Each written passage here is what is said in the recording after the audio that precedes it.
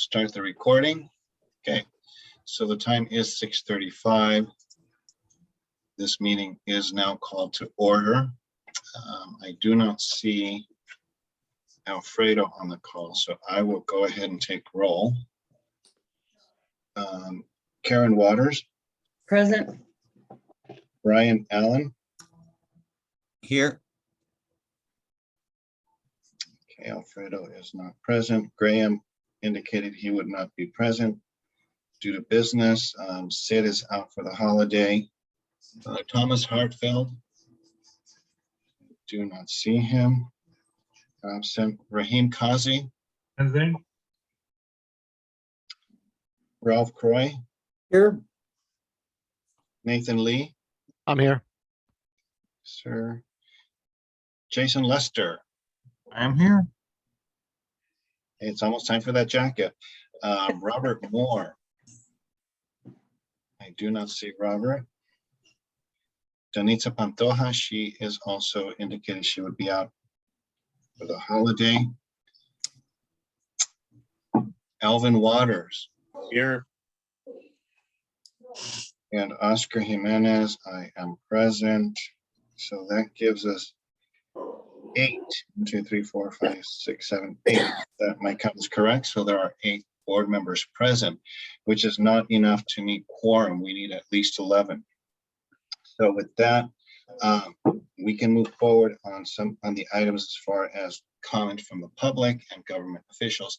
But other than that, we cannot discuss any of the items that are on the agenda that require a position, meaning a vote. Correct me if I'm wrong. So since we, started, we'll move on then to item B. Well, we actually need to do the Pledge of Allegiance. That we can still do, right? Karen, why don't you lead us? Oh, sure. Everyone, ready, begin. Right hand over your heart. I pledge allegiance to To To the the flag flag of the United States of America and to the republic for which it for stands, which it stands, one one nation, nation, under God, indivisible, indivisible, with liberty and and justice justice for all. for all. Hey, thank you. I think that's the first time I've ever done it Oh, is it? Well, that I can recall. No, she can do it a few more times then because she needs to Right. practice. Very funny. right.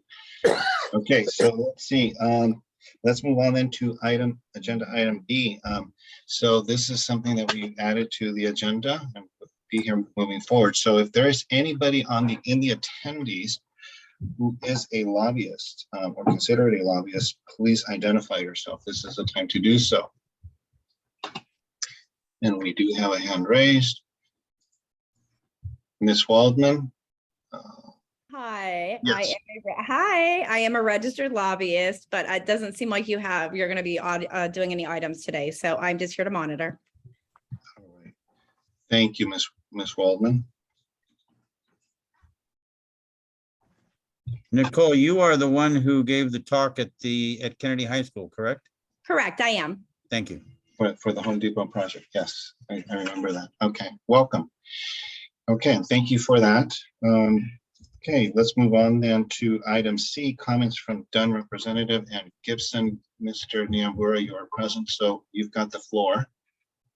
Thank you, Mr. President. Hi, good evening, everybody. Can you guys hear me? Yes. Yes. I think funny enough, Zoom bingo will never end, so I'm always keep saying, can you hear me? So, hi, everybody. I am your neighborhood empowerment advocate. My name is Gibson Niambura. Just want to touch base on 1 or 2 items that were sort of mentioned in the monthly profile. I just want to touch base in regards to so the department's proposed amendments to the funding ordinance was approved at the Budget and Finance Committee. And it will not be sent to the City Council for approval just yet. There have been numerous questions regarding the department's efforts to propose corrective changes to the administrative code to the 2011 budgetary advocacy special fund account. And that there's a statement to which the department is attached. The council file to which we've been, this is part of is council file 22-1070. So this is something that it was introduced to the committee. So we just want to make sure that folks are aware of it. No, apologize. Yeah, so that I apologize. I confused the two. The first council file I just talked about is 11-1020-S3. So just want to make sure of that. Want to say sorry, Commission President Regalado appointed Commissioner Webby to be a member of the Commission's ad hoc Code of Conduct Committee. Should be joining Commissioner Schaefer and the other member to the committee to review and present recommendations at a future bonk meeting. The Commission President has scheduled a tentative Zoom bonk retreat for Sundays, January 22nd. Neighborhood councils are just something that has been mentioned in the monthly profile. Also, just want to let everybody know one of the two, there'll be two legislative updates that we still we've been following. So on September 13th, Governor Newsom signed two bills that pertain to and affect the neighborhood council operations. This is Assembly Bill 2449, which is the open meetings and teleconferences, and Assembly Bill 587, which is the social media terms and conditions. Those have been highlighted in the monthly profile, but if anybody wants, we'll do a follow-up in regards to those two bills. Also, just want to let everybody know that the department is still in the process of finalizing the implicit bias, gender expression, gender identity training that was required as one of the requirements from Council File 20-990 and the Mayoral Executive 27. This training has been a partnership between the department, between Department of Neighborhood Empowerment, the Civil Human Rights and Equity Department, and USC. It's something that we've been working on building. Also, just want to thank everybody who was able to attend the Congress of Neighborhoods, the 2022 Congress of Neighborhoods. I do apologize that the opening ceremony had a problem with the audio, just a Zoom tech issue. Even though we've been using Zoom for how long, technology can always get a tech hiccup. I just want to let everybody know that we also have been, the 2023 Neighborhood Council website was launched last month. This is where it talks about election schedules, the timeline, the handbook, the administrator for all on the website. It has been updated to make finding the candidate and for voter resources easy. It is also mobile friendly. If you want to, it's been digital. We made sure it's a digital first approach in this situation. And also there will be 2021 election cycle archives on the website. So just want to give everybody that update on those two. Just a heads up, we are going to be beginning Civic U 1.0 this upcoming weekend. Will be 3 sessions in the course of this month. Other than that, I don't have much. Just wanted to touch base with everybody about those are the department announcements. Thank you. Brian, you've got your hand up. You have the floor. Yes, I do. Number one, Gibson, I did not get an email from you from my email that I sent to you yesterday. I do expect that to be resolved. For the purpose of, because I'm addressing that with you, it is a correction on my training of the funding. That should have been corrected. It should never have been changed. It was correct originally. It was changed by somebody and it should be corrected. So I expect that to happen. I thought it will happen yesterday. For the sake of the attendees, the members of the board may understand what you're talking about when you talk about 1120 and you talk about other issues. I think for the sake of the attendees, they may not know anything about the issues you brought up, and there should be some discussion about them. I can certainly state for everyone that the 1120 that he's talking about is a motion that changes the condition of the NCs donating money to the budget advocates and changes it to a term budget advocacy. I would highly recommend, as I am a budget advocate, that anyone who hears this and is interested and is concerned, weigh in with city council. Because what it does is it takes the money that the NCs are providing to the budget advocates for the work that the budget advocates does, changes it to a term budget advocacy, and does not necessarily make that money available to the budget advocates, even though the NCs are proposing motions and providing money to the budget advocates. That's the purpose of their donation. Oscar. Yeah, no, go. Alfredo, Continue. I noted, yep, continue. Okay. Yep. So I would hope, Gibson, that you would be a little more thorough on explaining what these issues are, because it's not just for our benefit, it is for the attendees' benefit as well. I mean, I can definitely do my due diligence when explaining some parts, but I usually just try to keep with the sort of allocated of time. I just try to keep it short and simple. If folks maybe up in the near future. I hear you, Gibson, but the fact is the NCs are here for the purpose of communicating with the public, sharing with the public and getting information from the public. So if we don't give them information, how can they share with us? Which is why I always share the information that we always share with all our neighborhood councils, but I can definitely go into it a little bit in terms of especially council file 11-1020S3. So the one thing that we want to touch base upon is the action, just kind of touching base a little bit of providing clarification. This action, it specifically states that the city council requests that the office of the city attorney, in consultation with the department in the office of the city clerk, prepare an ordinance amending subsection 5.517, which is part of the LA Administrative Code, to substitute, you're right, to substitute the term budget advocates for budget advocacy. So one thing, just giving a little bit of background, based on the department's assessment and judgment, the ordinance, when it was created, was created to transfer funding from the department to the office of the city clerk. And one thing that we feel as though is the department's stand is we feel as though there was a mistake, and it reads that the funds appropriated for budget advocates in the Congress of Neighborhoods shall remain in the department fund. So I think based off of sort of the assessment of what the department we on the determination, the our Department of Neighborhood Empowerment, along with the Office of the Clerk, became aware of an inconsistency in the language about a year ago. We just want that's why there was a meeting with the office of the co-chairs of the budget advocates, and this problem was brought to light. So as has been mentioned by board member Mr. Allen, one thing is the Board of Neighborhood Commission, the neighborhood councils do take action to which they contribute funds to the budget advocates. The department's assessment is it should be budget advocacy, which is why we are talking about the council file, and why the department is coming back with a comprehensive report as to sort of what is the reasoning as to why we need to we do that. I think one thing we highlight is the city does recognize alliances, and such. We also do that. The department's assessment is they have no official formal status. They've been made independent and as such have no city oversight or authority.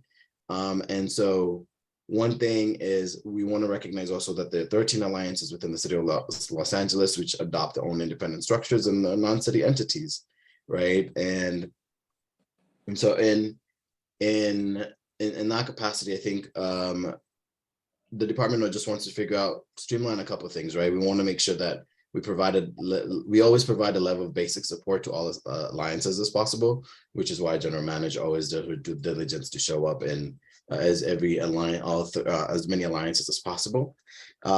So I think one of the question is, as something that's been mentioned, right? I think one of our statements that we discussed is, right, we were talking about funds in the budget advocacy special fund are available to budget advocacy, right? And does the department recognize the will of the NCs where it's concerned, where the money, where this is concerned? So one thing it is true, we do recognize where the funding does go. And I think that's why the department came into this, has been bringing this into discussion to see if it can be brought up back to the city council.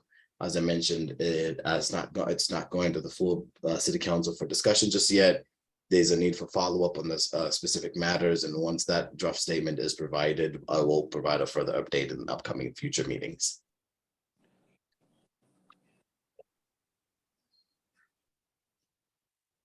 I have a question.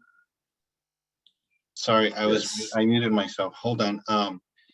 Before you do, Ralph, I want to make sure I note Alfredo Castillo joined the meeting. He joined at 6:45. So now we have 9, still short quorum. Are you serious? Before I move over to you, Ralph, I do want to say, Gibson, thank you so much for your time, and I do appreciate, wanting to keep things brief, because, these meetings can tend to get long. So I do appreciate them. Thank you. And Brian, a good point.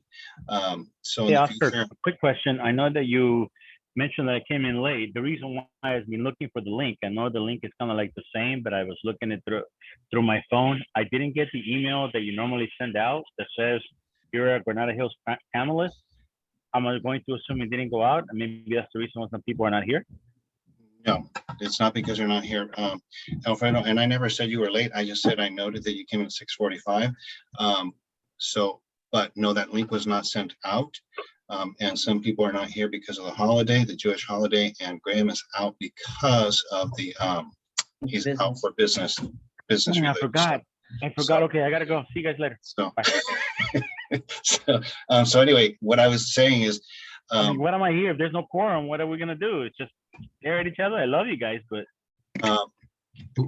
thank you, Alfredo, can I continue? Thank you. yes, go ahead. So I wanted to say, again, thank you, Brian. Ralph, hold on a moment. Well, Thank what you. I have to talk about is what Brian was talking about. I know, but hold on, can I finish? And then I will come to you. So what I want to say is, again, thank you, Gibson, again, for trying to keep things brief.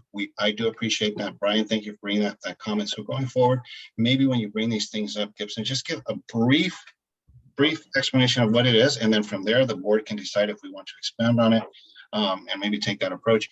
And regarding this item, if it's not yet on council file, Brian, if there's something that we can do as a board member, take it to committee and have an action taken as far as, if there's something that needs to be done, that would be my recommendation.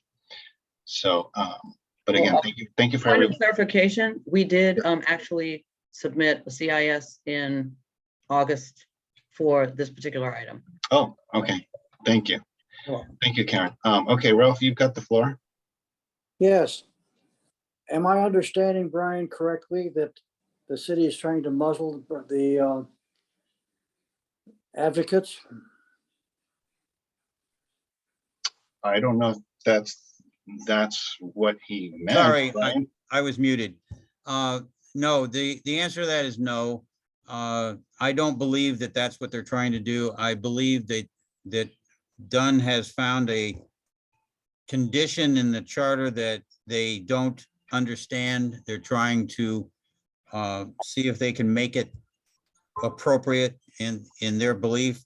It's taking a long trek. There's been a lot of problems here because originally when this came up, the budget advocates did not act professionally about this.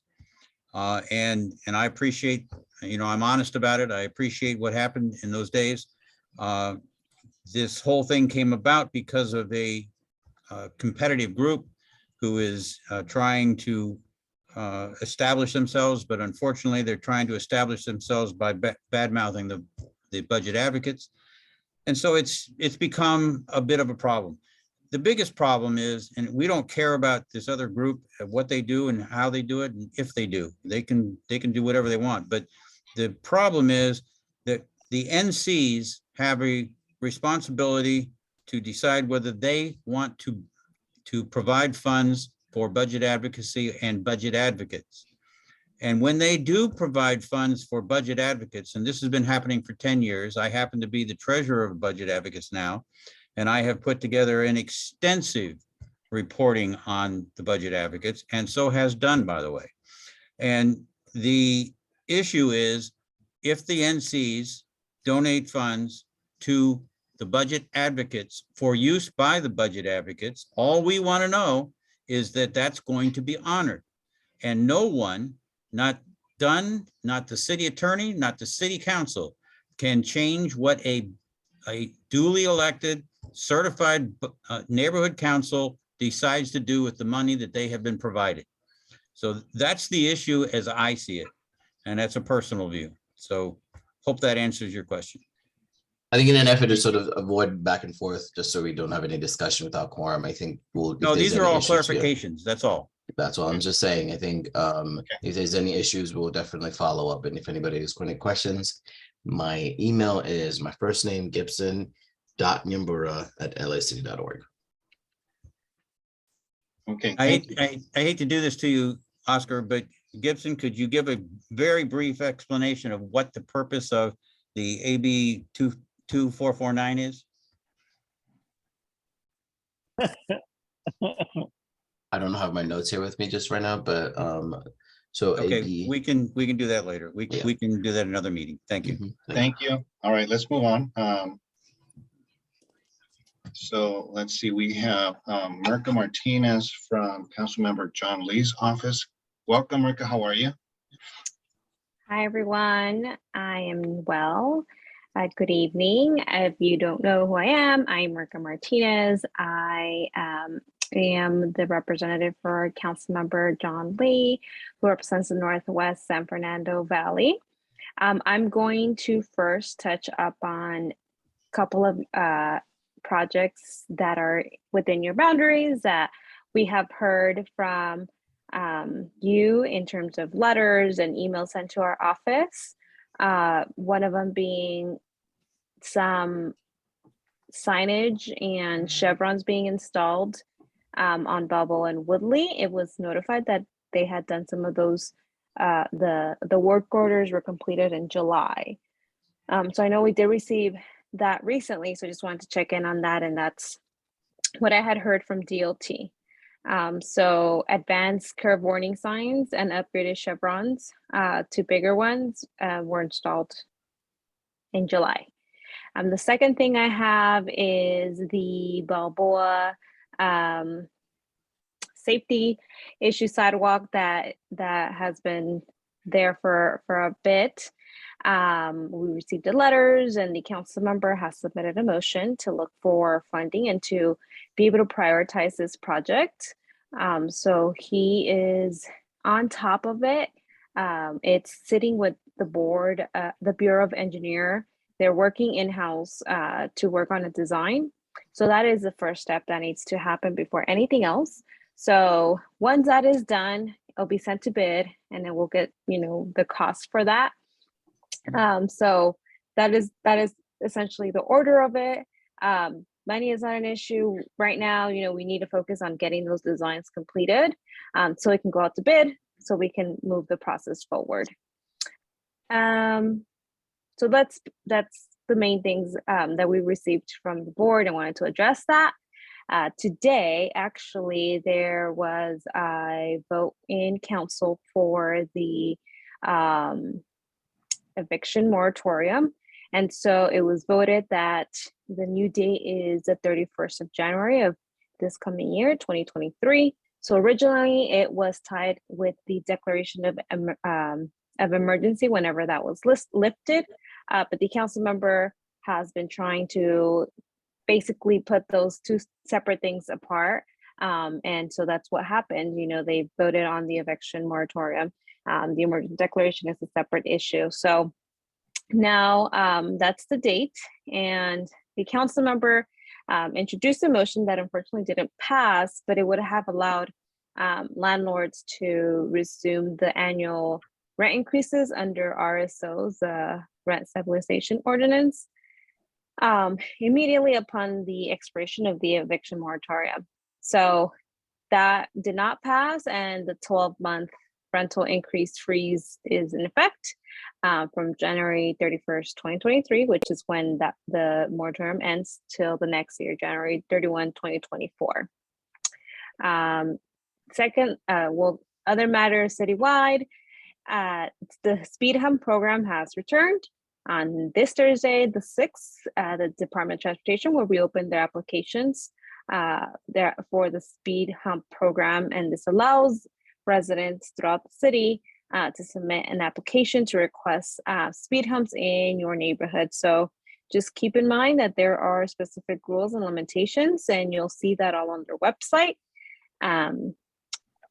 We've also approved the street transit amenities program, which will install about 3,000 transit stop shelters and 450 shade structures across the city. The LASA numbers for the homeless count were released. There was an increase of about 1.7 in the city of Los Angeles since the last count, which was in 2020. There was no count during the pandemic. And this increase was within Council District 12. We had the lowest tally of homeless individuals amongst all the council districts. So we know that the council member has been trying to bring new housing solutions, like the Trebek Center, which is an interim housing. We've acquired properties through Project Home Key, and then the Northridge Metrolink station as safe parking. And so with that, the approval of funding for the extended stay on Londelius was approved. So that is also part of the Project Home Key sites. And that would be permanent supportive housing. And so that's in the pipelines, and funding is, as I said, is approved and ready to go. I think that is all I have. I know that the holidays are coming and there's a lot of events going on. So we have all that in our newsletter if you want to subscribe to keep up to date. That's my report. Okay, Marka, thank you. I do have, before I give the floor to Brian, I do have a few things to follow up on some of the stuff that you mentioned. The first being the sidewalk on Balboa. So I do appreciate the update. And the issue there is the erosion that's taking place underneath the sidewalk, I believe is one of the complexities. So my concern there is, if that erosion continues, could that possibly feed into the actual roadway? So that's something that I was thinking about this weekend. The other thing I wanted to also bring up, or just, remind everyone, is there's also the work on that Rinaldi, the sidewalk on Rinaldi, that was started over a year ago. So if you could also provide an update on that. If you remember, that was the one where John or Mr. Lee earmarked $100,000 for the community. Right. I've not seen any work been done there for months. So if you could also provide an update on that. And then the other thing has to do with what you mentioned about the traffic on Balboa and Woodley. The chevrons, I believe those are the pillars that you're referring to that were put on the street. Is that what those are? If so, they're all gone. I mean, there's not one left. As far as signage, if you're referring to the arrows directing traffic to that there's a curve to the left, that signage is on Balboa. It's there, but it's after Woodley. The request was that those signs be put before Woodley so that people know that there's a left curve up ahead. By the time these people who are speeding on Balboa find out, by the time they cross Woodley, it's too late sometimes for them to even maneuver or try to turn left. The request was that those signs be put on Balboa before Woodley, so people are alerted to that direction. So Okay. if you could follow up with DOT on that. And it is critical because in just the last 2 weeks, I think there have been a handful of accidents at that intersection. One happened a week ago on a Saturday evening. Actually, two happened that day, but one in the evening. And I discovered that on Sunday morning when I went to that facility to do some AYSO functions, to find out that a car had run that traffic, not run the traffic light, but was speeding, lost control, hit a lamppost, the lamppost is gone, continued to the Department of Water and Power building, hit the building and a tree on the side, and at the same time managed to remove this metal pillar that was right before that. So I can only imagine how fast this vehicle was going. I have pictures and I intend to send them to either you or Mr. Lee or Ron so that you guys can see, but something needs to be done. And we keep asking for support, police support. I don't know that we're getting enough. So, but going forward, sorry, everyone, what I would like as part of your update every month is if you can update us on these three things as far as what progress has been made. So, okay. Excuse me. Brian? Wait, Ralph, Brian had his hand up, then I'll come to you after Karen. Yes. Yes, they've recorded people going 70 miles an hour in that area. So, I mean, it's out of control. We don't have enough traffic control. That's one of the problems we have. The police don't monitor that. Yeah, no, thank you, Ralph, and we've requested that time and time again. Brian, you have the floor. Yeah, Mark, I'm a little confused. I thank you, Oscar, for your comments because clarifications, because I was going to ask some of that. But Mark, you said at one point, you said John is trying to find funding for the repair on Balboa. But at the end of your talk on that, you said that it's not an issue of funding. So the question is, which is it? Is there a funding issue or isn't there? I can tell you that they had a large crew out there. The city had a large crew out there looking at that a few days ago. And I thought they were going to do something there, but they actually didn't do anything. I guess they were just evaluating, and that's fine. So I am a little confused as to whether funding is an issue. And this is a public safety issue that the city should be taking care of without having to find funds. It's part of what they should be doing. And I mean, it is truly a public safety issue. That is a 40-foot drop off that street right there. If somebody blows over that curb, they are going to die. There's no question about it. It is not a good situation. So please get better information on that.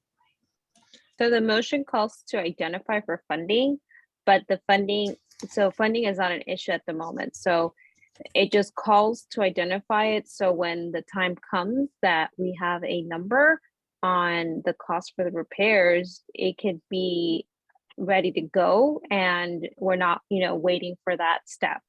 As I mentioned, right now, what needs to be done is a design that BOE is working on. So once that is completed, it goes into bid and then we'll find out that figure that needs to be provided for the improvements to be done. I just don't want to see it come out of John Lee's council funds. That's all. I'll share with him. Got a question. Okay, I'm next, Ralph, then you can go. Okay, hi, Yes, Mirka, thank Karen's you. got the floor. Yep, thank you. I am confused for a different reason. Matt Biasia went over that bid with me and it was $796,000, which is why our board voted last month or the month before to approve for around at a number of $800,000 to be transferred from Sunshine Amenities Fund to pay for that. So there should be a bid already based, because that's where we got that number from. It was about, I want to say it was in 2020 when the bid came out. So maybe the numbers could be a little bit higher now, but there definitely is a bid in your office already. So that was one half of my question. And then the other question was in regarding the officers, if you could please ask Councilmember Lee if he would consider designating specific amount of LAPD funds for traffic to post at that location, because we are aware that he does pretty often provide some extra funds to LAPD, and to avoid some fatalities, it's warranted. So that is my suggestion.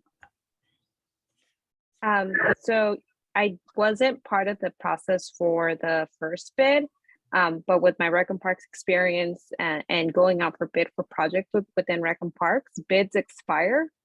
Oh, So it could be that that bid, and hearing that it's from 2020, I'm pretty sure it's past expired. So it could be that it could be, I'm pretty sure that it's expired, and so a new bid needs to take place for that updated cost estimate or quote. all right. Thank you. Thank you, everyone. And Marka, thank you for that. Just another thing, following up on what you just said about the bids expiring. I'm sure that the bids for the sidewalk repair on Rinaldi have expired as well. And when I was having discussions with Matt at the time, we had gotten permits to do the work, and those unfortunately expired too. So that's just kind of a sign of how long these projects are taking. I mean, I could be wrong, but I don't foresee, or I don't understand why they should be taking this long, especially when they're a matter of safety, public safety. So anyway, if you could, again, follow up on that and let us know. Ralph, yes, sir. Yes, clarification. The work you're talking about, is that the sidewalk repair on the east side of Balboa, just north of Woodley? I mean, Midwood? Which one? Yes, that one. That's that one. There's two sidewalk projects.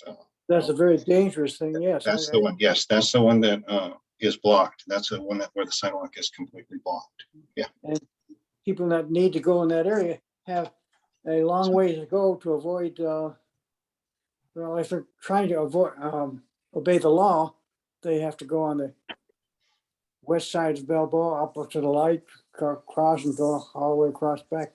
And that's not rational. I mean, people will walk in the street. Yes, thank you, Ralph. And that was all mentioned in the letter to Mr. Lee. Brian, and then we'll move on. Real quick, Mirka, you mentioned that there was a 1.2 increase. Was that 1.2 thousand? Was that 1.2% in homeless? And would you give us the numbers? I noticed that since the homeless count was done, nobody is releasing numbers. However, Bloomingfield did state in his newsletter that there were 300 additional homeless in his area and 300 additional homeless in CD12. But can you give us the numbers that the city has? My understanding, and I don't know that I'm accurate, it's in the 40,000 range. I don't have the numbers. I can check in with Colin, who's our homeless liaison. I don't have the numbers besides it's a 1.7% increase in the city of Los Angeles. Okay, I think it's very curious that for the first year, the city is not distributing the physical number of homeless. That speaks very loud, very loud. Thank you. Thank you, Brian. Thank you, everyone. Thank you, Mirka. Thank you. Thank you. I appreciate your time and these updates and the guidance. So thank you. Okay, let's see. Who do we have next?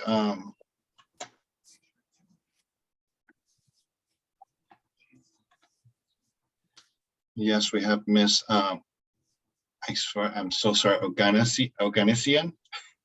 I do apologize. I'm so sorry. From Assembly Member Valladares' office. So you've got the floor. Hello, everyone. My name is Diana. I'm from the Office of Assemblywoman Valladares. The Assemblywoman is proud to announce that several of her bills have passed during her first term in the Assembly.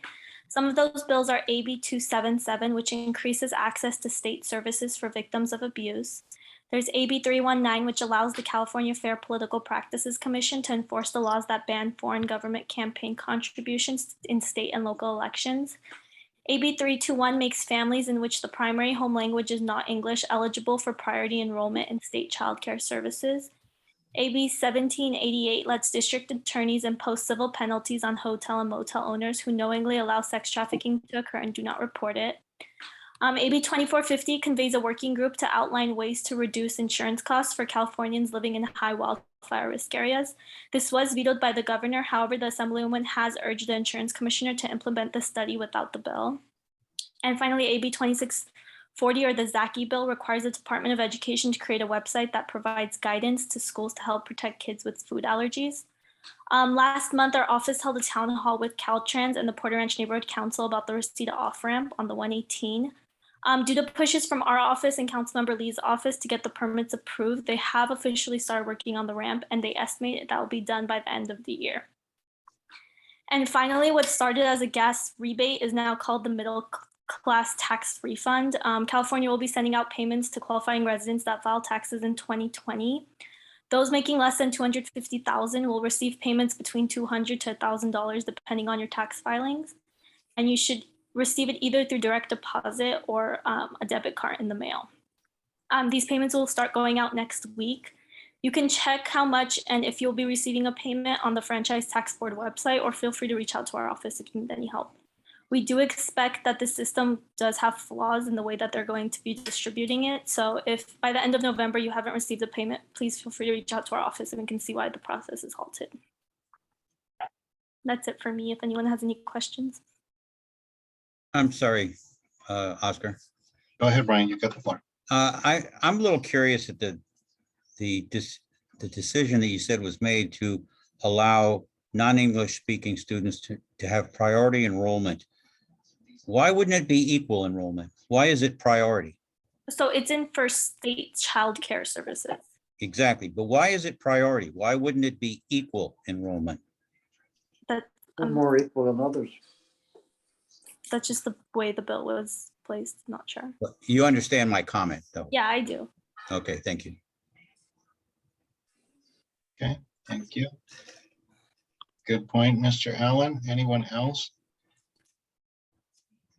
The one thing I mentioned this last time, and I'm probably going to harp on it until I can get an answer. And that's not just for this assembly member, but across the board. I see Ms. Rivas's representative is here as well. But I did mention this last time, and I would like to know if they would consider, if there's any consideration as far as writing a bill or something, legislation, whatever you want to call it, that strips any representative or anyone, period, doesn't matter who it is, from renaming ballot measures. Ballot measures should be posted on the ballot as the constituents petition for it. And we are in the situation with these ridiculous gas prices because of that. There was, again, and I'm going to remind everybody, there was a petition, there was a measure to recall or to basically recall that gas tax, to remove it. And our Attorney General, who's now in Washington, renamed it just to confuse the voters. And that's why, unfortunately, in this opinion, that's why, unfortunately, we still have these ridiculous gas prices. So I would ask that somebody consider stripping that power away from everybody, and that nobody should have the power to do so. Right. So I did let our legislative team know about that idea. The legislative session is over for this year, so any bills that would go forward would be for the next year. Okay. Yeah. So if you could keep that on the docket, and I would like to get an update on that, please. Okay. All right. Let's move on to Ms. Guzman from Ms. Rivas's office. Please unmute yourself. Hi, good evening, everyone. My name is Jessica Guzman, and I'm a field representative with the Office of Assemblywoman Luz Rivas. At our district office, we continue to assist with constituent casework and state agency inquiries. Common examples of state agencies we work with are the EDD, the DMV, the Housing is Key program, Caltrans, the State Franchise Tax Board, and the California Public Utilities Commission. If you're ever in need of assistance reaching out to a state agency, you're welcome to contact me at our district office.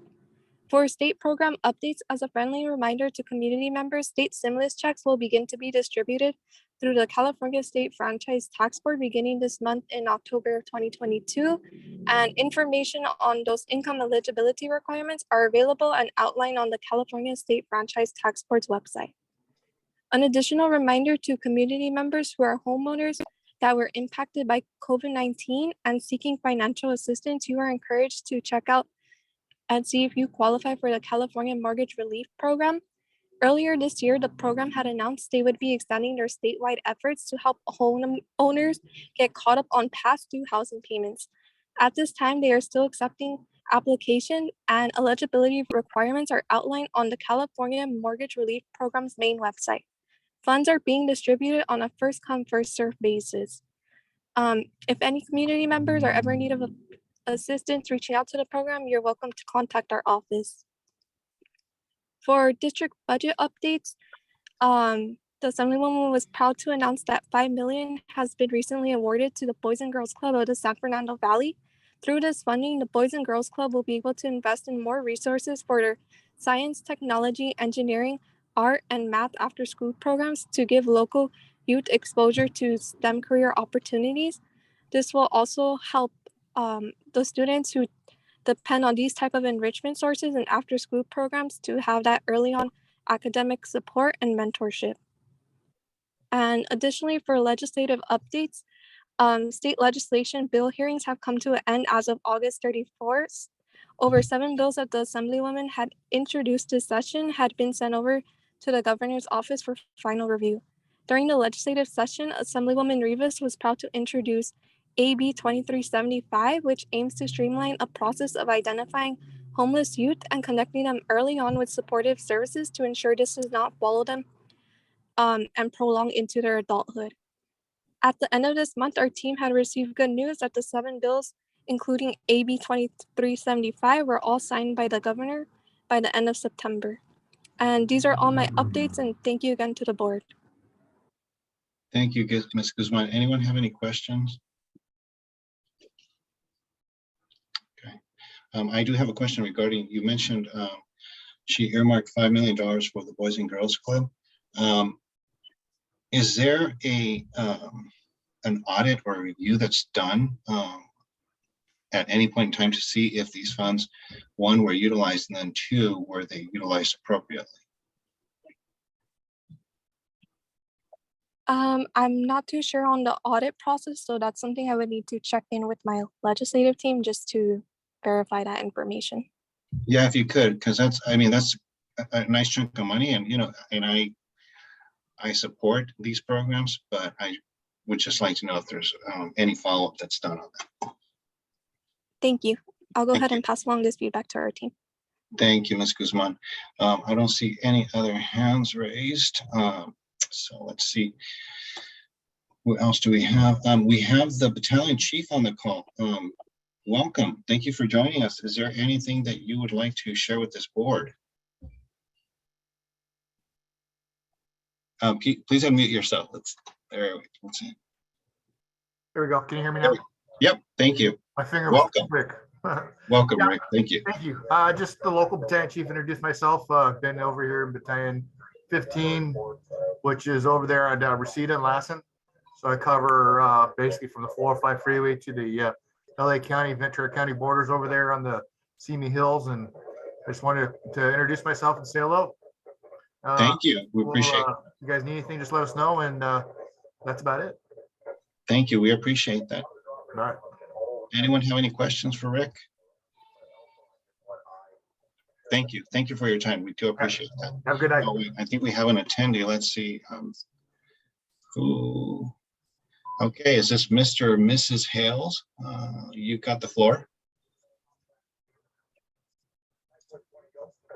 Oh, unmute yourself, please. There we go. There we go. Thank you, Mr. Hales. Just a quick question, Chief. Any short thoughts on these humps and bumps that they're putting into the neighborhoods? There's been a lot of discussion about reducing the speeding, but I haven't seen any of the police force or the fire people to input what their thoughts are. You've got some big vehicles that once they hit those bumps, obviously your repair costs are going to go up, but I haven't heard anything. You want to share anything? I would imagine, I don't have any data on that or could tell you anything specific on it. They're all over the city. We deal with them all the time. And it does slow us down a little bit on responses, but it's I think overall it's not that much of an issue for us anyways. Thank you. Thank you. Alvin, you got the floor. Yes. Hi. First of all, Chief, thank you for being on the call. I just have a curious question on just kind of your thought on the ongoing issue of the encampment fires that and now we're at the point where these are being considered as warming fires, which is a deep concern to neighboring residents. As a matter of fact, there was just an encampment fire right by the 405 entrance on Devonshire, which is too close to comfort for adjacent residents. Yeah, they're happening more and more. And most of the time they are just people trying to keep themselves warm or cooking fires that get out of control. We typically don't have them and they're out trying to start larger fires. I don't think for the most part that's not their intention. Although we did catch somebody the other day in Aliso Canyon or Aliso Park that was purposely lighting stuff on fire there, and we had him arrested. So as far as that is concerned, it's an ongoing problem, and it's difficult to deal with.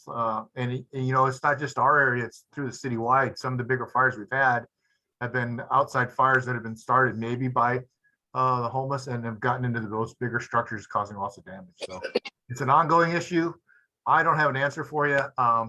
It's in our view, it's what we deal with most of the time is a mental health crisis, and less about a housing crisis. And just so you're aware too, it's we also got notification of some homeless people camping by O'Melveny, which is neighboring Aliso Canyon. And as you're already aware, that hillside is extremely dry, just begging for a match. And so we do occasional sweeps of the areas. We document where the homeless camps are, and then we turn that over to LAP, working in conjunction with them, and then they'll go out and clear them out. So we do sweeps, and it's typically when it comes up to the high hazard days and stuff like that. And some of these things we can't, because of some of the laws, we're not allowed to move them unless it meets certain criteria, which is like a high hazard fire day, like the motorhomes that are parked on Rinaldi right by the park there, those 6, 7, 8 motorhomes that are there. The fire department has no power to do anything about that as far as moving them. LAPD has the authority to do it, but it has to fall under a certain criteria, and it meets it every once in a while. And I know when that happens, they try to go out there and they try to push them all out. But if there's no place for them to go, they leave and then they come right back. Okay, thank you. Thank you, Chief. Okay, let's see. All right, Mr. Fisk, do you have anything that you'd like to update us on? Welcome. Yes. Welcome. Good to have you, Rob. Thank you. First question to you, Oscar, how many people are on the call? We have 12 people on the call, including the panelists 13, so 25 in total. Okay, thank you. Crime stats, I'm reading from the CompStat file that is on every station's website, the CompStat, comparing these stats from a month ago. They go about every month or so, not completely by the month, but comparing this month, which ended, this reporting period, ending October the 1st. All the crimes are down with exception of rape, which is up 100%. And that means it went from 2 to 4. When you compare all the stats from year to date from last year, 2 years ago, 2020, we have a large change in homicide. In 2022, so far, we've had 7, as opposed to 20 where there's 1. What else is up? Robbery is up, aggravated assaults, total violent crime is up year to date comparatively to 2020, up 35.7%. Burglary, comparing it to last month, it's all down. Property crimes are down, burglary and theft from motor vehicles are down.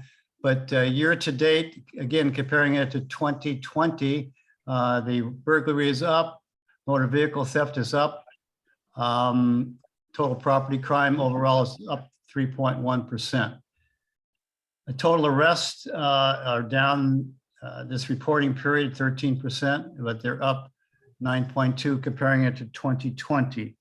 And these crime stats are available online and they're updated every month. So you can look at every station in the city, or you get the city stats. The slow trailer is being renovated, so you might have a little bit of delay in contacting your scene lead officers. And the scene lead office, there's 2 short of the total deployment. They're vacant right now. All the other slows are helping each other out. Sellers and Parker, our senior leads in Granada Hills, are still here. This Saturday, October 8th, if you're interested in joining the Los Angeles Police Department, there is a hiring fair Saturday at LA Valley College. This Friday is the pasta dinner at the Greek Church on Balboa and south of Lassen. It's $15 all you can eat. It's from 5 to 8. You can probably see a lot of the officers there. They do a lot of the serving, and it's kind of a community get together. And on a side note, the Reseda off ramp, if anyone hasn't seen it, is the reconstruction has started about a week early, so they're on their way. And on another note, I'm inviting everyone to the Government Affairs meeting next Monday, United Chambers of Commerce. If you'd like to hear from our Senate candidates in termed out Hertzberg's district, I have both of them there, Daniel Hertzberg and Carolyn Miyaba. It's not going to be a debate, it's just an introduction. So if you'd like to attend next Monday, it's a video meeting at noon. Let me know and I'll send you the link. Other than that, that should be my report overall. Any questions? Thank you, Richard. Any questions for Richard? Alfredo, you've got the floor. Yeah, I have a question for you. I wonder if you can add one more crime to that, your stats there. I parked a vehicle that I was trying to get smogged on the street that I didn't have the registration up on it. And my car I thought was stolen. But I asked around the neighborhood and they told me that the police stopped by and picked it up. I got a ticket. I got a ticket on it for $50, which, you know, hey, all right, I got to pay for it. But after getting out of this city impound, it was actually a $700 ticket for 4 days because you needed a permit from the DMV. Now, isn't it, why give the ticket if you're towing it away? Well, your tag on your car was obviously more than 6 months expired. That's why it was eligible to be towed. So if before they tow any vehicle like that, they do check the VIN number and the license plate to make sure that someone hasn't taken your tag off if you have paid for it. But, they do run occasional sweeps to make people pay, get their license up to date on their vehicles. Well, that's exactly the opinion was pay. The tags were paid for. I just needed to get it smogged, and obviously I couldn't. It's an old car. It was a 1984 Porsche that I was trying to restore. But it's just it was kind of like I thought was kind of theft because for 4 days I paid for $700 on that ticket, and it was parked in front of my house. Which well, again, if your license plate is expired more than 6 months, it's eligible to be towed. So you got to keep them up to date. Yes. Okay. Thank you.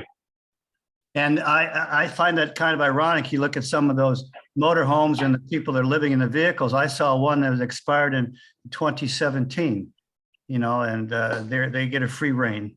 Yeah, it's all right. My tags were paid. I just had not done the smog check, but that's okay. They couldn't verify that, obviously. Well, yeah, I know. I get it. Ironically. Thanks for the donation to the city, Alfred. Hey, you're welcome. Anytime. I noticed that when I picked it up from the city impound, it said sale lien release. So it's almost like they stole my car and I actually bought it from the city. Well, you got a good deal on it then, $700. I did. It wasn't so bad. I didn't know. I could have waited a whole month. I could have been close to $2,000. So you got a bargain, see? Okay. I got a bargain. I got a bargain. Yeah. I sold that car for $900, by the way. Just, you know. Yeah, after investing $4,000 to throw, to rehab it. But anyway, it's a profit. All right, well, thank you. Let's see, I think we're done as far as government representatives. Did I miss anyone? Please, if I did, raise your hand, but We didn't get any more people for quorum, huh? no. So let's see. So we'll move on to the next item, which is item E, public comment on agenda and non-agenda items. So if there's anyone in the attendees who has anything as far as bringing up, this is a time. If so, please raise your hand.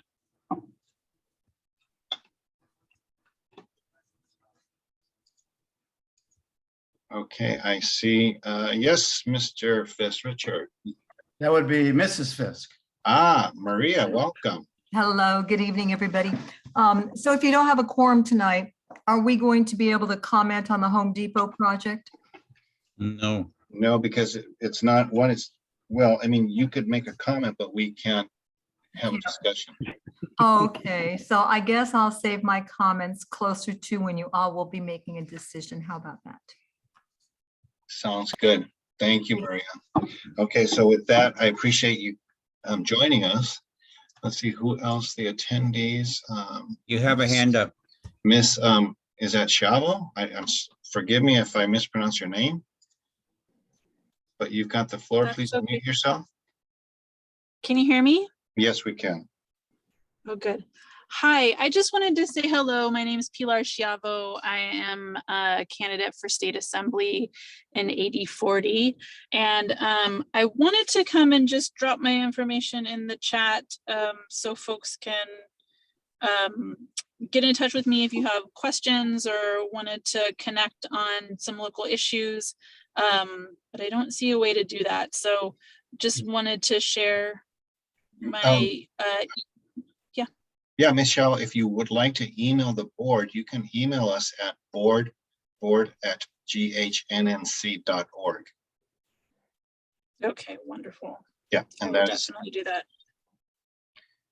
and that will go to everybody on the board. Okay, wonderful. Well, thank you so much. Appreciate it. And it was wonderful to hear an update, and I will send over my contact so folks can get in touch with me if they like to chat. Great. Thank you so much for joining us. Much appreciated. Of course, thank you. Thank you. Okay, and with that, I don't see any more. So as I mentioned earlier, because we do not have quorum, we cannot move beyond this point to discuss the other items on the agenda. So with that, I'm going to move on to item R, which is board member announcements, and that we can do.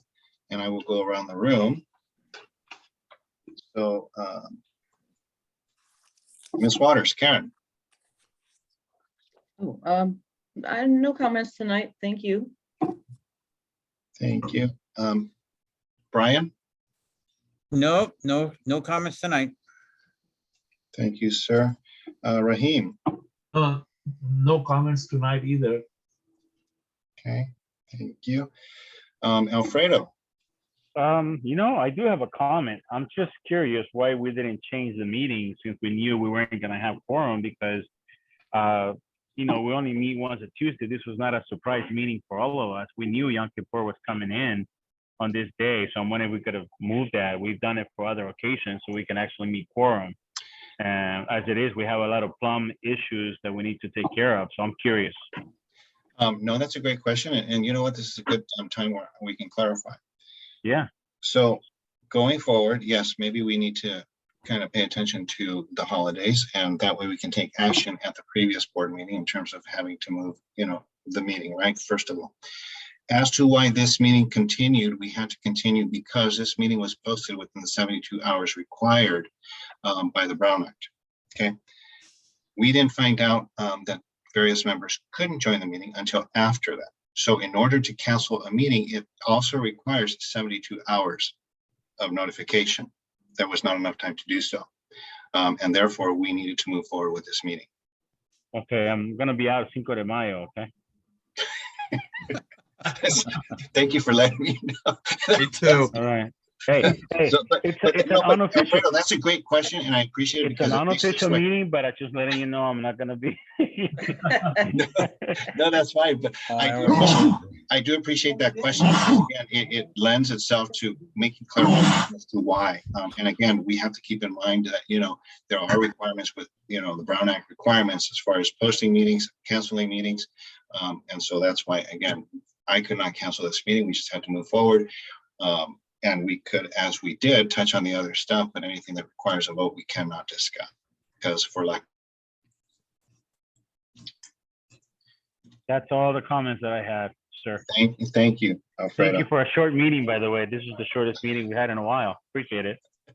I tried to be the executive committee, but I couldn't. Okay. Mr. Croy, Ralph. No comments at this time. Thank you, sir. Nathan. No comments. Thank you. Jason. No comments. Thank you. Thank you, sir. Elvin. No comments. Thank you. Okay, and then for me, the only thing I want to say is thank you, everyone. Again, I know we couldn't do much this meeting, but as always, we appreciate your time and support and effort. And I also want to thank everyone who's on the call, all the attendees. Thank you, because we know these things matter to you, to our community. And without involvement, we cannot do what's best for our community. So thank you, everyone. With that, good night. This meeting is adjourned. Good night, everyone. Good night. Good night, everyone. Hi, Lula.